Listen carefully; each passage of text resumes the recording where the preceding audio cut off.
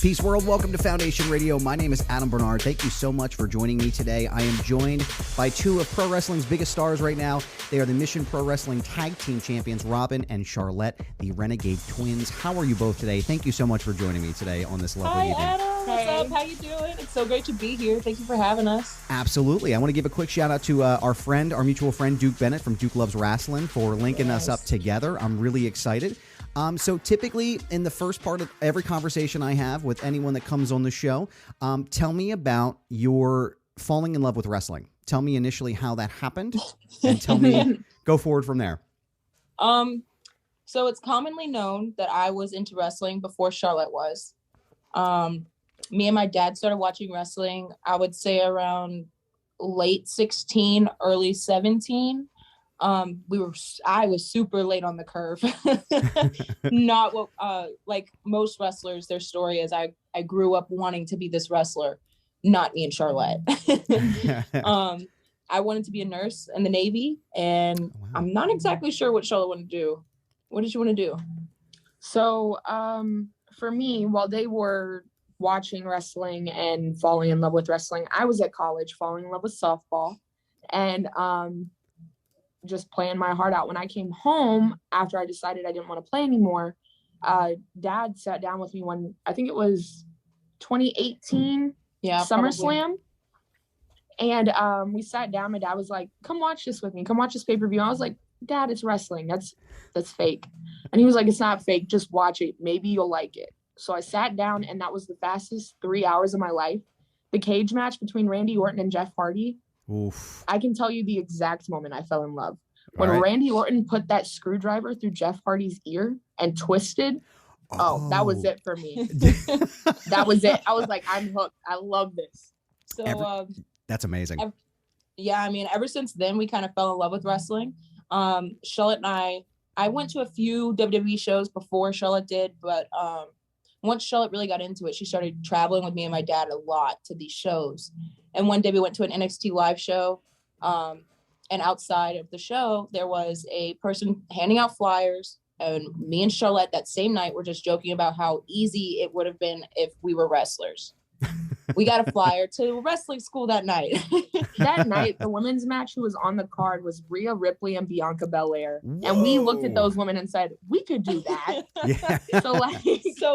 So we tried it and quickly realized it wasn't that easy, but we fell in love with it the second that we stepped foot in the ring. And it's kind of been like the rest is history. But like we said, our story isn't the traditional, we wanted to do this since we were little kids story. Right. We didn't realize that we had this big passion for wrestling until we got into wrestling. That's incredible. Now, I understand you're both star athletes, though. I know you mentioned that you played softball. How much of that passion and that drive sort of help you dive into and apply that to pro wrestling? All of it, I would say. All of it. Yeah, our dad taught us, and our mom too, growing up, that anything worth having is worth working hard for. And I believe that very strongly, especially in wrestling. If you really want it, you have to work hard for it. And I think there have been a couple moments when Robyn and I have both slipped up and thought, oh, this is easy enough. We're doing fine. But in reality, like, we're not working quite hard enough. And I think in the business, if you're not working hard enough, you will definitely, someone or something will let you know.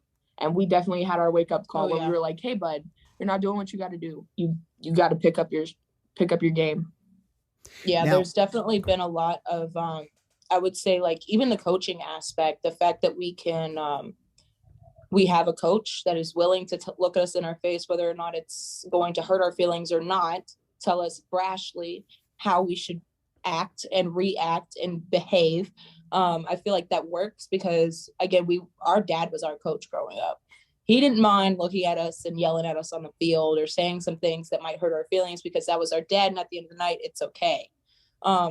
So we were very brought up, like, just with a lot of critiques on us and knowing that, like, no matter what, and like Charlotte said, our parents drilled into our brains that you can't do anything half-heartedly. If you're going to do it, you might as well do it to your full extent. Even if it happens to be something that you don't want to do it while you're there the best you possibly can. Because then at the end of the day, no one can tell you that you didn't try your hardest. that you weren't good at your job because you didn't put your money, your time and your effort in. At the end of the day, you weren't good at your job just because you weren't good at your job, or you just didn't like your job. But at the end of the day, it's not because you didn't put in your effort. So I don't know. No, I understand. I always go back to those things when I have conversations with people who are very successful. There always seems to be this level of support somewhere, something from their parents or this important figure in their life. And it sounds like your mom and dad, I know they spend a lot of time coming to your games, and then they now go to your wrestling matches. Tell me about what it's like for you two to have that level of support and be able to push you and motivate you to be the best as where you are. So since we were young, our parents always told us, like, family is everything. At the end of the day, when all your friends say, hey, screw you, I'm not for you anymore, your parents, your sisters, your brothers are always going to be there for you, having your back. We don't always get along. We don't always agree with each other. But at the end of the day, this is my sister. That's my mom. Right. Yeah. When she needs me, I'll be there. When I need her, I know she'll be there. So but yeah, growing up, I think being able to go to our parents and say, hey, and be so open with them about everything, and we treated our parents more as best friends growing up. They were someone I could talk to, and I knew that I could go to and say, hey, I need some serious advice with no judgment, and they could give that to me. And I think the no judgment part is a really big part in this, because I know what they're saying is coming from a place of love and not a place of hate.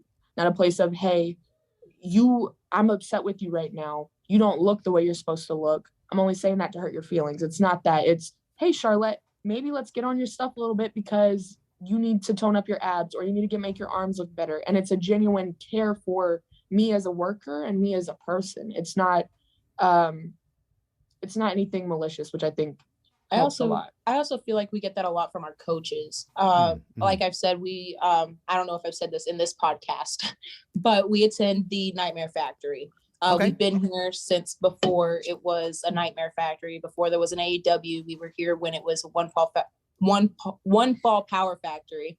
And like I said, our coaches have always held us to an accountability, especially QT Marshall. He's always put us on this higher level of expectations. He expects us to exceed to a certain way, and his support isn't necessarily coming to us and telling us how good we did. His support is him coming to us and telling us, hey, this is what you need to do, and this is how you need to fix it. Because our coach, if he didn't support us and didn't believe in us, he wouldn't do those things. He just wouldn't waste his time. So like that kind of thing, just in general with our coaches and our family, at the end of the day, we have so many people holding us accountable that like the support is outrageous. I listed off a few. There's also Thunder Rosa, who has held us extremely accountable. CCW, everyone back there, they hold us extremely accountable. And it's just because they know that we can and we're capable. Or if we can't now, we will be capable in the future. And they all just kind of love and support us and give us like all this energy to just bring ourselves up. And I feel like we wouldn't have those things if it wasn't for the school and the people we decide to put ourselves around. Absolutely. I think that's the most important part of it, is to have a team around you and to have that support system, because at the end of the day, I do the same thing. I can look at myself and be like, yep, you're the best at this. But then I always have that thing in the back of my head. And I always have people like Duke saying, push harder, move harder. You can do this, try this next time. And I think that's made me a lot more successful, in the long run. But I do want to talk a little bit about AEW, because I know that you both have been on AEW recently. Tell me a little bit more about that experience and how exciting that must be to be a part of that world now. Tell me more about that. It was amazing. At least for me, I had a great time. My very first time down there was super nerve-wracking. Mm-hmm. I mentioned Thunder Rosa, but she was my first match there. So grateful. It was with Thunder. So grateful. She took care of me. And she just, I don't know, I went to her after the match and I told her that I felt like if it was anybody else up there, I would have just crapped the bed and had such a hard time with it. And it had nothing to do with, I didn't think I was capable or I didn't have enough confidence in myself. I just knew that there's so many eyes on you at that point in time. It was my first time ever. Everybody's looking at you when it's your first time on the show because they want to know if they can bring you back. So like my first match there, and I'm like, everyone is watching. Everyone is watching. Everybody with a big name is watching me. Dustin Rhodes, before the match, came up to me and he grabs me by the shoulders and he shakes me a little bit and he says, "Are you nervous?" And I said, "No, sir, I'm not nervous." And he said, "You just lied to me." And I was like, "Yeah, funny. You're right. I did." I did. That's great. Now, I know, Charlette, you fought Nyla Rose. Is that correct? Yes. And what was that experience like? And, okay, probably the most opposite experience than you could ever think. Like, most people would be like, "Oh, God, I'm about to go get my ass whooped by Nyla Rose." I was like, holy crap, I'm about to get my ass whooped by Nyla Rose. And I was so excited. And then I got to talk to Nyla, and she's such a sweetheart. I love her to death. And I told her, I was like, I will gladly take any ass whooping you lay on me, man. I will do it. I don't care. Just give it to me, man. And she was like, okay. And I remember calling the match, and she was calling some stuff. And then I'd throw out an idea of like something she could give me, because obviously I'm not getting much in. I'm way smaller than her. It doesn't make sense. And she goes, "Oh yeah, we'll just finish the match at the end when I lift your head up." And I was like, okay. And I told her, I was like, "No, I want you to pick me up for your power bomb." Like, I told her to give me the power bomb. And I was like, I want it. I want you to give it to me.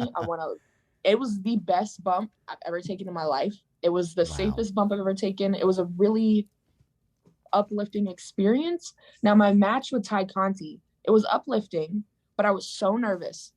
So much more nervous than I was with Nyla. I was so nervous. In fact, I'm standing backstage.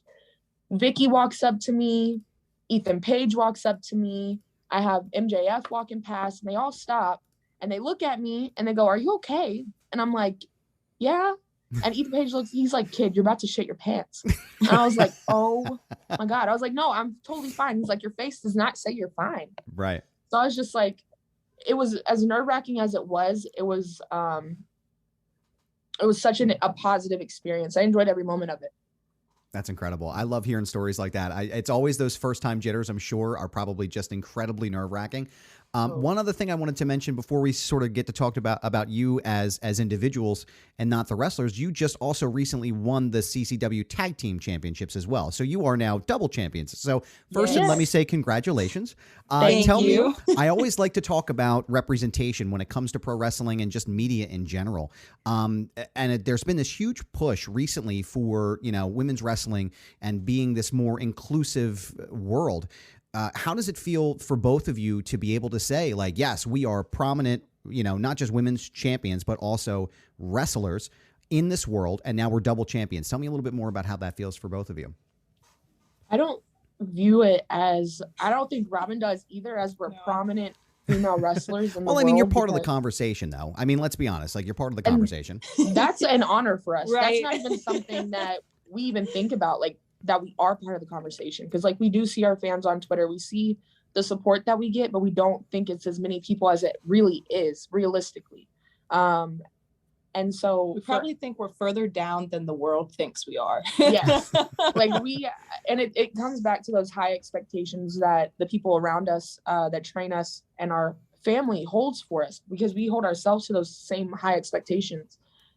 So where people feel like we're making these leaps and bounds, I feel like we're making leaps and bounds, but I don't feel like they're as large as everybody's saying they are. Right. And I feel like Robyn, because I feel like I speak for both of us when I say that. Yes, but I will say that being on the forefront and being able, because we have gotten a lot of love and push from a lot of places right now. We are very grateful. Mm-hmm. We right now are getting so much more than we could have ever thought a year and some months into this. Well, actually, even just 8 months ago, before we started wrestling on the indie circuit. So right now it's kind of wild, but being on the forefront, because we are, I will recognize that we are on the front of most people's brains. When I think of Mission Pro and their tag champs, that's who we are. Right. So I think sounding a little cocky there.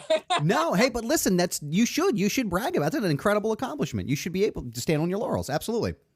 Well, we hope so. We hope it we're trying, but I will say that being on the forefront and trying really hard to stay there and put out a quality product and try to show that at the end of the day that, like, we're women too, and we're wrestlers as well, that the women's division is more than just women in shorts and bras wrestling.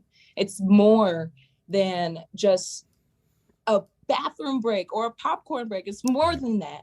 And I feel like we had to learn that as well. You know, it took us a while in wrestling to realize that, like, we're more than what they say we are. Absolutely. And we have women in this business like Thunder Rosa and like Jazz and Holiday and all of these women out here that are just trying so hard to push and show that women are much better than what most people think they are.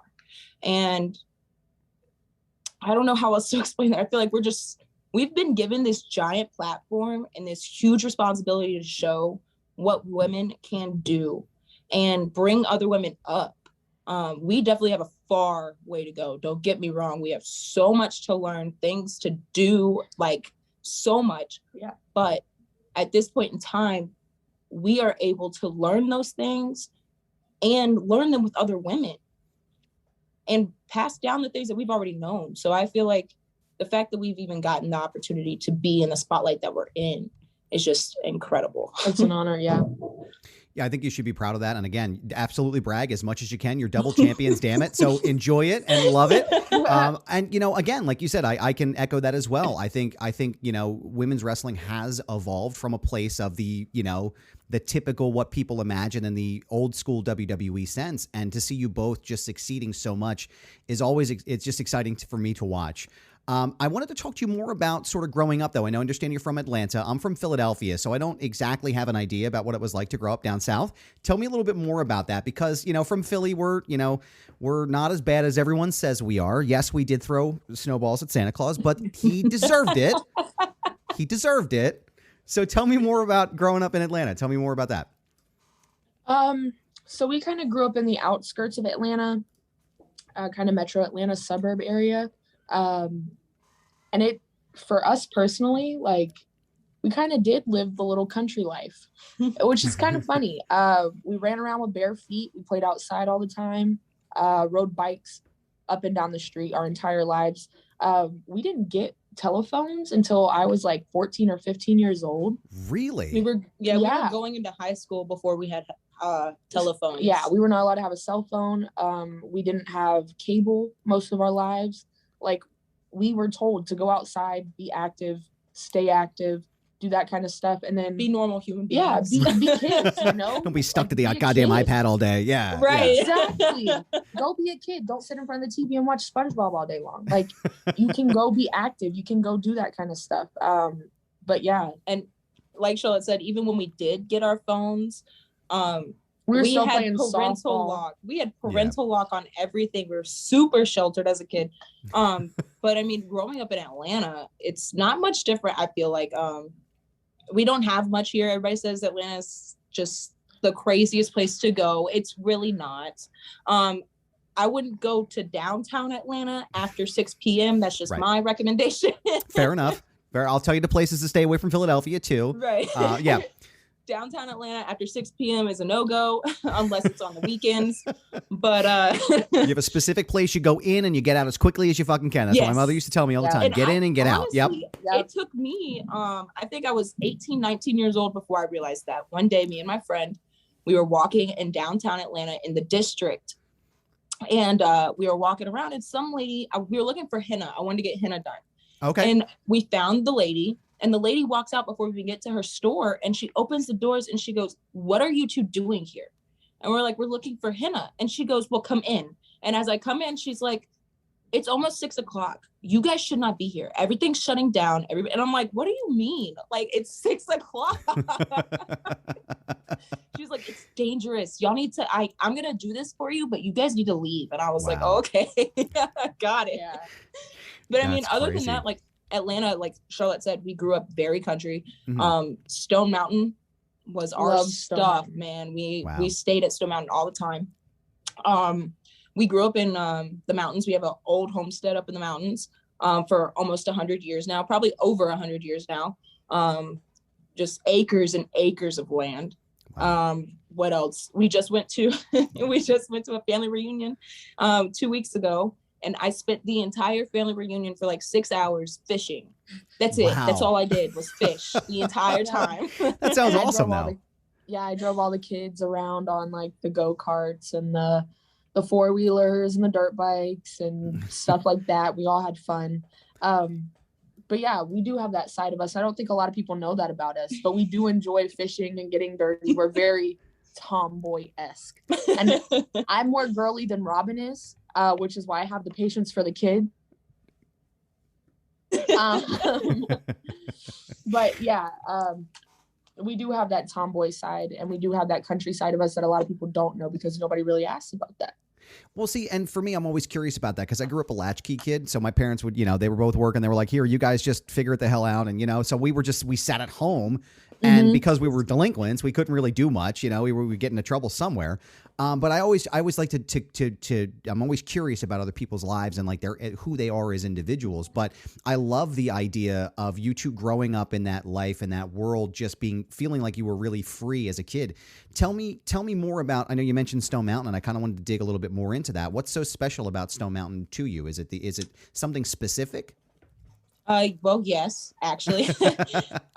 There is a rock. A lot of people don't know about this rock. When you go to Stone Mountain, you think, the one giant rock with the, right. with the carving on the Stone Mountain. Stone Mountain, and then we're like, the big rock. And it's another rock. It's just not Stone Mountain. It's on the backside of Stone Mountain. You have to go over the railroad tracks, through the woods, down this little path.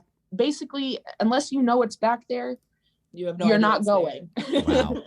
Yeah. So Robyn and I, with our mother and our dad, they've always taken me, my sister, and my little brother for picnics out there. Always. And then our biological father passed a couple years ago, and we made that a memorial spot for him. And that place has always been a super special place in our heart.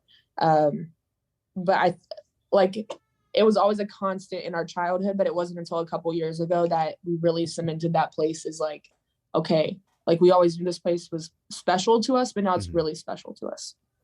That's incredible. And I'm sorry to hear about your dad. That must have been very difficult for you both. Thank you. I appreciate it. Yeah, I'm like over here like, it's okay. That's fine. No, everything's cool. We're good. No, I'm not crying. I'm fine. Everything's good. Yeah. She's like, I'm just gonna wipe it off. Let's get back to wrestling real fast. No, listen, I love that story. I love the idea of being so free. I wish my childhood had been a lot more like that. Really the only familiarity I have with Atlanta is hip hop. Obviously I consume all areas of hip hop. Is the hip hop scene as exciting as it sounds down there? Is it as crazy as it sounds? Philly is kind of like Beanie Siegel, and that's pretty much it. So we have friends who have been active on the Atlanta hip hop scene. Personally, I could not tell you much about it. I said, we grew up very country. I listened to Dixie Chicks and country music. But on the opposite side of that, we did listen to Biggie, Tupac, all the old 90s stuff. Charlotte's main music when we were growing up was country. My main music was not. It was very old school R&B, the hip hop scene, like all of that. I will say Atlanta isn't. I don't think we're qualified to speak on that. But I also Fair enough. have much Fair enough. experience in it. I agree, but I also feel like, Charlotte, we've lived in Atlanta 21 years now. Okay, but everybody, I don't know. I just get told everybody comes here for music. Everybody comes here for movies and TV. So that happens. I know that it's a thing, but I've never experienced it myself. So I've seen it. I've seen it happen. But again, it's not like people paint out Atlanta to be this giant. Everywhere you look, there's a music video being shot. There's a movie being shot. Kind of like a mini LA. Like it's not like that. It's not like that. It's very normal. You kind of have to go to the right places to find those kind of things. So it's you don't just like drive down the streets of Atlanta and see someone making a movie or a music video. Hey, there's Ludacris over there. Hey, what's going on? No, it's just like Philly. Yeah, it's just you go to a certain block and then something's happening and then it's a whole lot of nothing everywhere else. So I can get into that. You run into Ric Flair in some weird places. Okay, that's funny because like we'll be walking in like really crappy malls that Ric Flair should not be at, or an airport, and he just like you look across the Nike store and you're like, and he's in his little Adidas jumpsuit, like the red one with like the stripes down the sleeve, and he's just standing there, and you're like, holy crap, that's Ric Flair. And he just kind of looks at you and goes, hey. And you're like, and whoa, you just, man. You just like, hey, what's up, man? Him. Like, it's so easy. Like, you just see him on a normal day. Oh, but so funny. You would be surprised how many people have seen Ric Flair in Atlanta, especially outside of Atlanta. One of our friends saw him at a mall in Lawrenceville. So, like, it just pops up. Like, I would say that's like 45 minutes to an hour outside of Atlanta. Like, that's, you know, like, it's in the nowhere places that he should not be. You could see him anywhere. You have no idea. Ric Flair at a 7-Eleven at 3 o'clock at night. Yeah, that's amazing. I wish we had 7-Elevens. Oh, that's right. Yeah, you don't even have Wawa down there either, do you? I am so sorry. No that is Wawas, unfortunate. No Sheets, no 7-Eleven. Well, we've had a 7-Eleven in Helen. We've passed a 7-Eleven in Helen, but there's like one or two in Georgia. There's not a lot. Not a lot. You have to hunt them down. It's like a Buc-ee's. We don't have those in Georgia either. Yeah. You don't have them. We have one, but it's like in the process of getting built. So it's not ready yet. And if you want to go to one, you have to go halfway to Florida to get it. Yeah. Jesus. Yeah. Hard pass. No, I'm good. Yeah. What is now I have to ask this because you brought it up. What is the weirdest place you've ever seen Ric Flair besides like the mall? Is there anywhere where you're just like, what the hell is he doing here? So when I was in college, back before I started wrestling, we were at a really small college. I think it was Piedmont College up in North Georgia. And Ric Flair was there. That was a weird thing. He was just watching baseball and softball. And I don't know why he was there, because it's like 4.5 hours from where we are now, which is where Ric Flair lives around. So it's just like, to me now, looking back on it, and I didn't even know who he was. My friend knew who he was and went and took a picture with him and goes, I just met Ric Flair. And I was like, Dad, who's Ric Flair? Because I, at that point, was not watching wrestling. I was like, Dad, who's Ric Flair? He told me. I learned the whole Ric Flair woo, all that stuff. And so I don't know. That was the weirdest place that I had personally heard of him being, and was like in the same location as him. I just didn't understand like who Ric Flair was. The significance of him. Right. Yeah. Right. Oh, but after that, I will say this. I took Can I Get 2 Claps and a Ric Flair woo onto our softball field for every season after that. That is true. That's amazing. I did. And I got 20 girls on the field to go woo every single time. It was probably honestly more than the girls, because at one point Charlotte quit softball. Well, couldn't really play softball anymore. I aged out at a certain point. I'd come home from college. I'd aged out. Robyn's playing her very last season. Yep. And I had done it so many times at one point during a tournament, which a tournament for us will last all day long from like 7 a.m. to like 12, maybe 1 o'clock at night. Right. It's those marathon ones, right? Yeah. So like everybody by this point, we're in the finals. Everybody at this point has played us, has heard us say it 100 times over on the field. At the end of the night, we do it.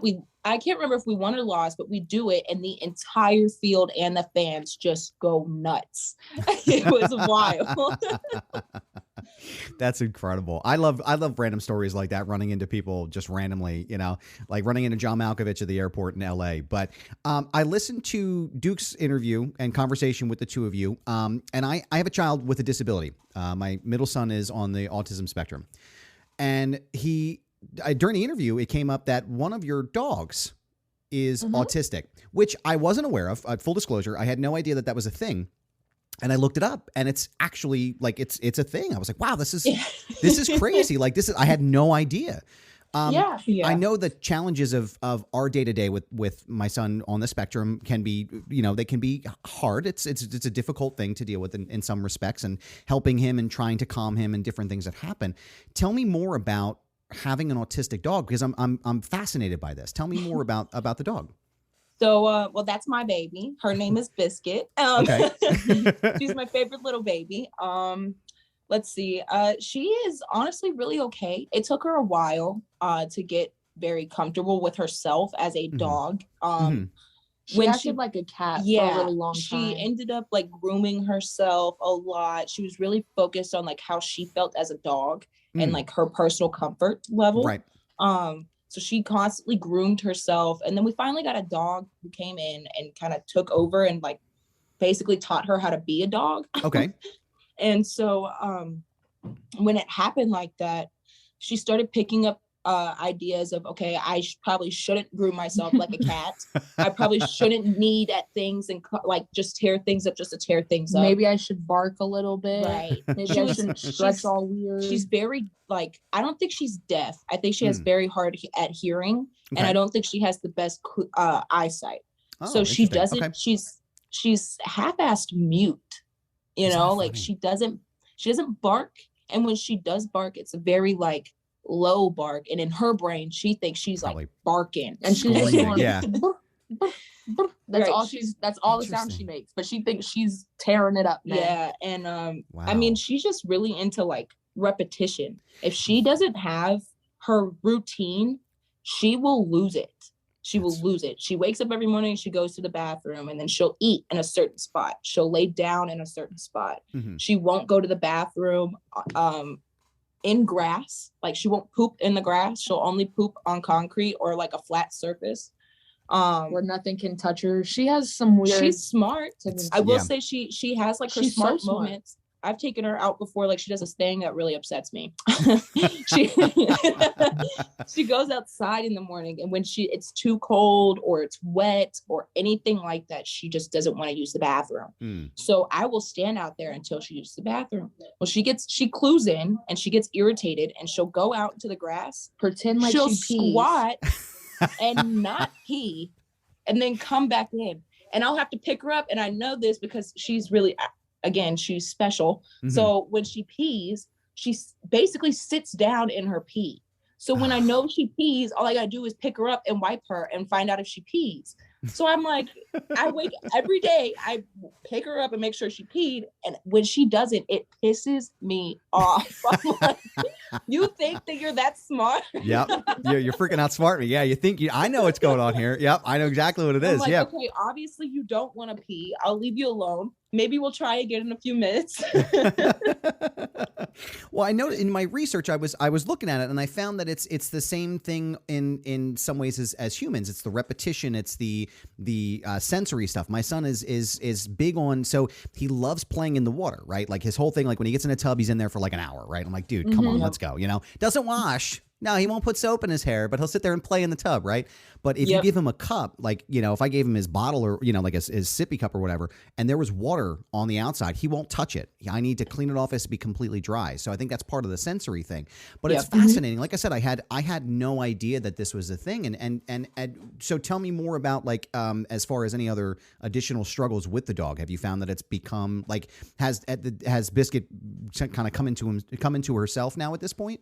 Oh yeah, she had so I would say she's about 4 or 5 years old now. Now she's super small, so that's not super, like, she's not super old in her little baby years, but that's pretty old in a dog years. You know what I'm saying? I'm like thinking about it, I'm like, that's 4 or 5 years. If she was any bigger, she'd be old, you know?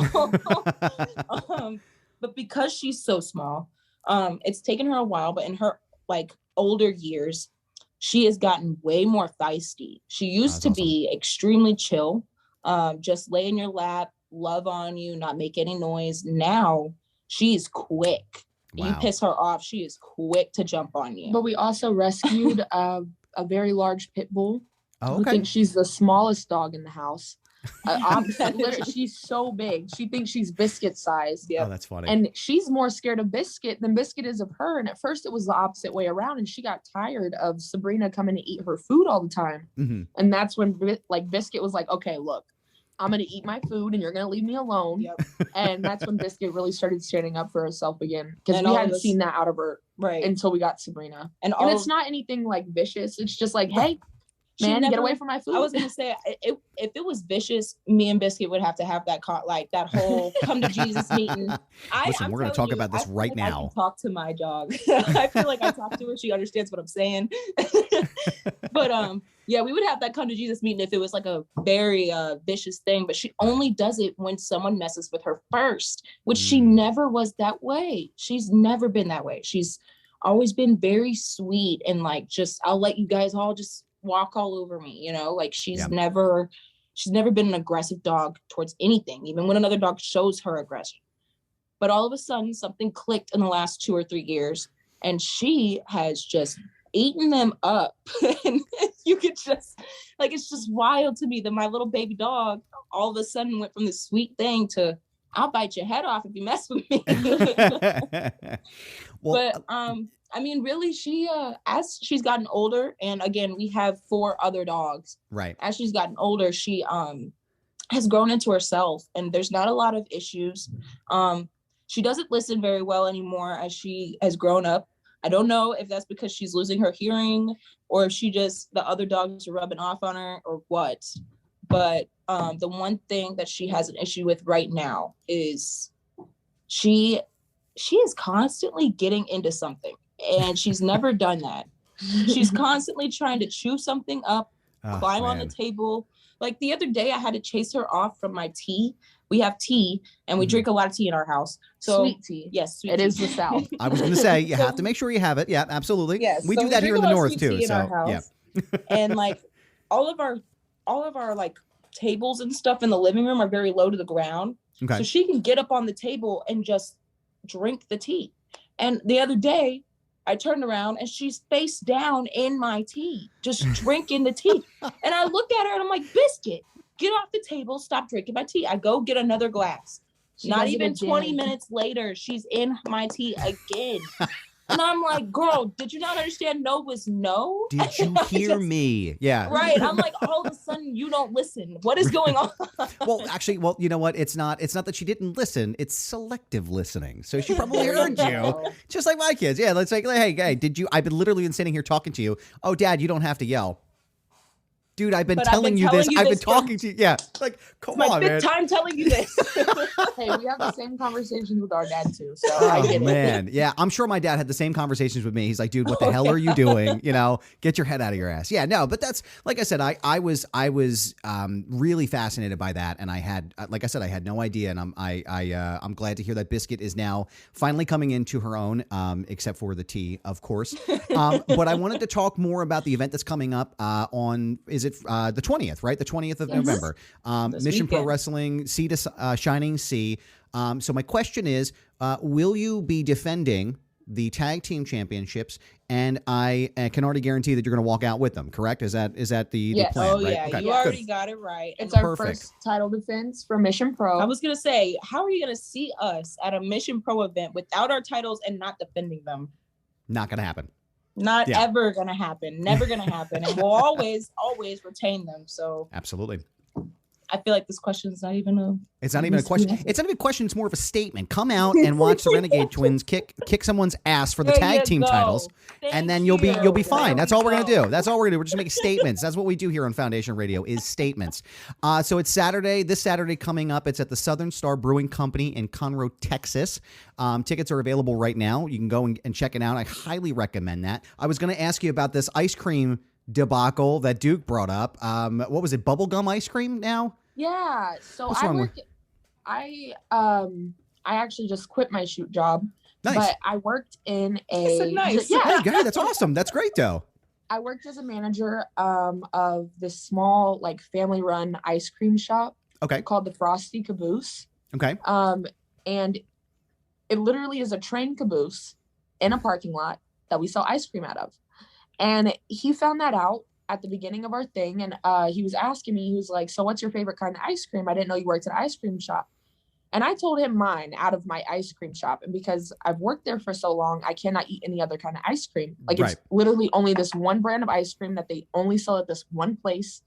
So I only eat it there. So I told him my 2 favorites, green tea and black cherry. Robyn tells hers, which is espresso chip and raspberry chip. Oh, yeah. But they're both from just my ice cream shop. I won't eat them from other places. And we're like, what's yours? And he goes, bubblegum. And I was like, no. That is egregious. Egregious. I looked at him and I said, so before we even get into this conversation, how on earth are you going to tell me that your favorite type of ice cream is bubblegum ice cream? I don't even like bubblegum flavored like gum. No, I don't like bubblegum flavored gum. So unless it's Hubba Bubba wrapped up in a little tiny thing, I don't want no bubblegum flavored anything. And the only reason I'm cool with Hubba Bubba is because it lasts for about 10 seconds and the flavor's gone.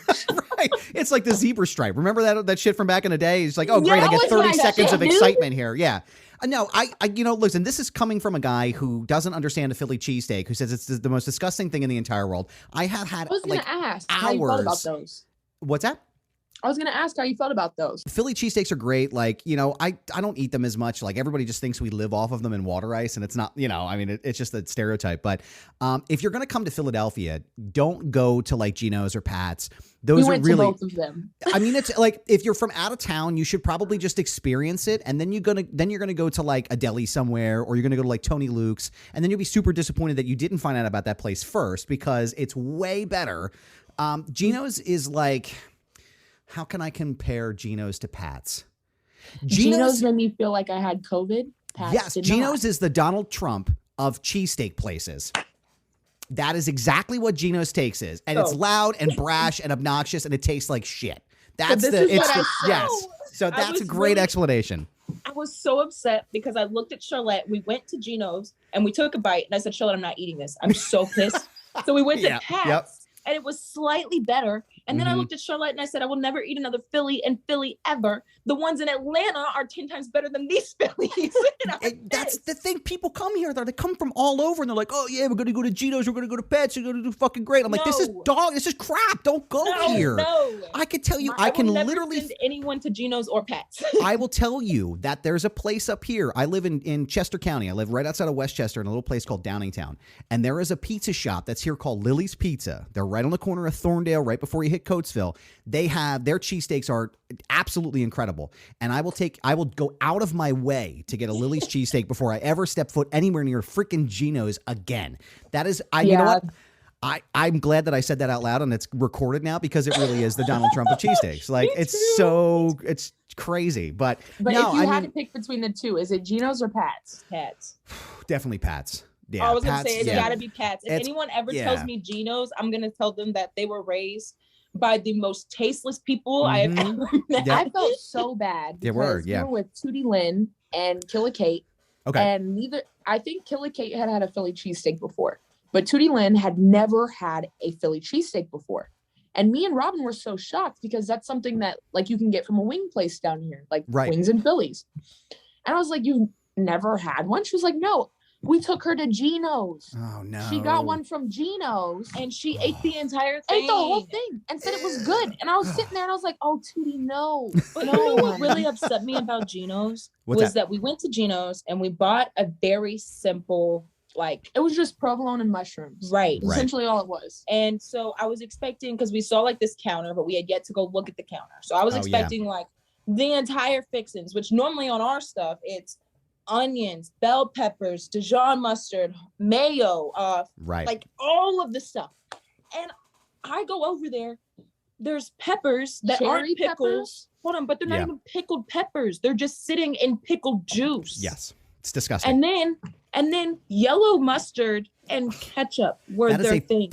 Pardon my French, but yellow mustard on a cheesesteak is a fucking sacrilege. Okay? Thank you very much. Throw it in the goddamn garbage. Throw it away. Throw it away. The same thing.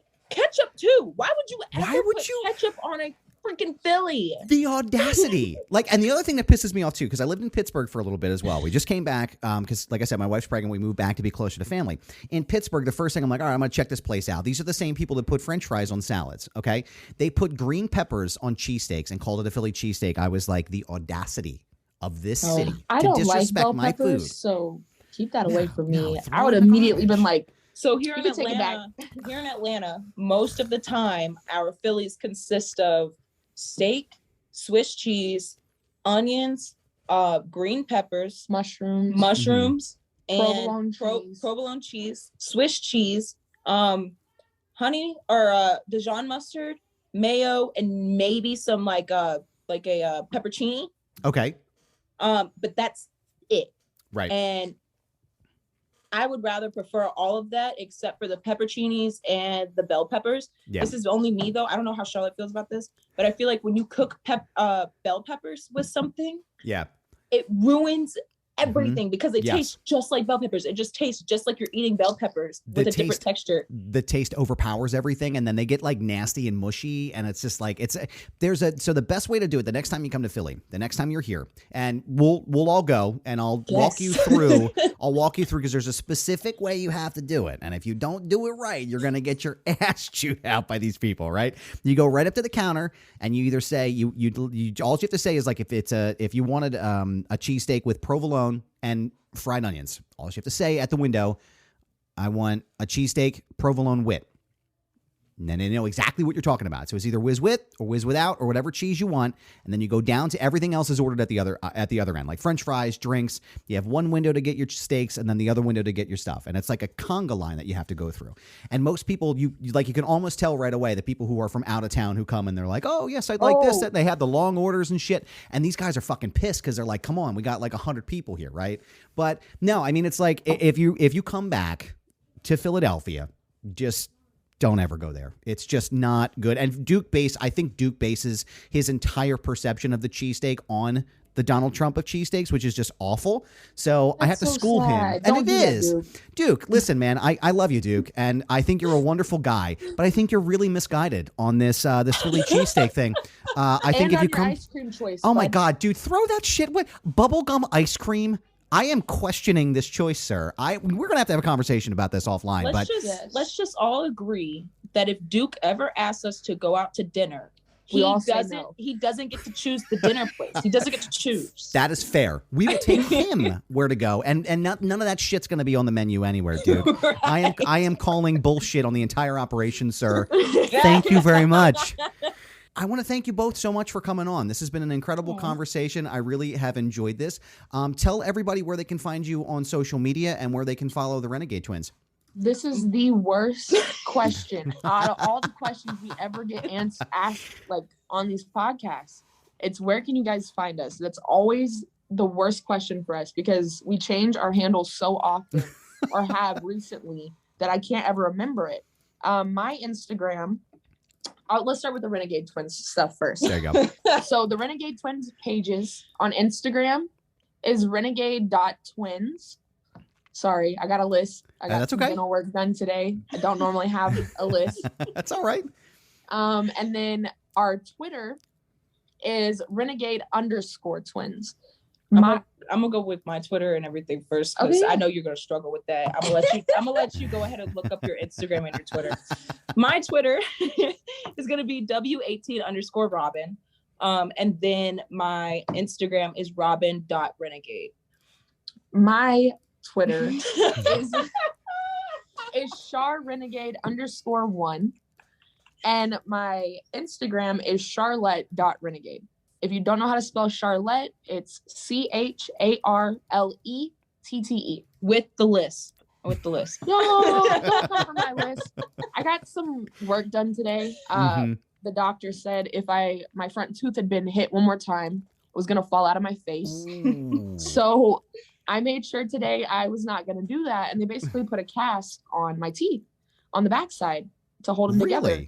Yeah. And so I have this large piece of plastic. Can you show me? I'd like to see that. Let's take a look. Yeah. After I will, yeah.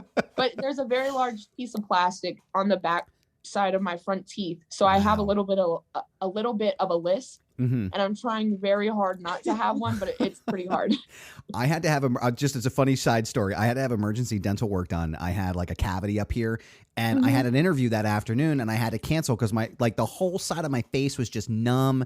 And I was like, I'm going to do this. I'm going to power through it. I'm going to do this interview. My wife was like, you sound like a freaking idiot. Just cancel it right now. Earlier. You know, it's like, there's no way I'm doing this. Yeah, no way. I will say that the numbing feeling, I love that feeling. When I go to the doctor. Thank you. I'm not the only one, right? I'm not the weird one. Okay.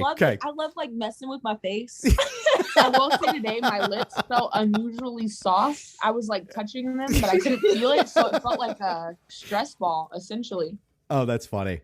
That is hilarious. She sent me a video of herself today just messing with her lips. She's like, they don't feel like anything. I can't feel my face right now. This feels so good. Exactly. Yeah. I was hoping like all the anesthetic didn't wear off until about an hour ago. So I was like praying to God by the time we got to you, I was going to be able to smile like a normal person. Thank you, Adam. I appreciate you seeing me today. Like, are you okay? Yeah, You all right? I'm just sitting here like this the whole time. Oh my God. Well, I've really enjoyed this conversation. It's been great to get to know you both. I'm very excited to see what's next for both of you. Robyn and Charlette, thank you so much for joining me today on Foundation Radio, and I look forward to having you both on again. Well, thank you so much, for Adam. having us. Yes. We've had a great time. So thank you.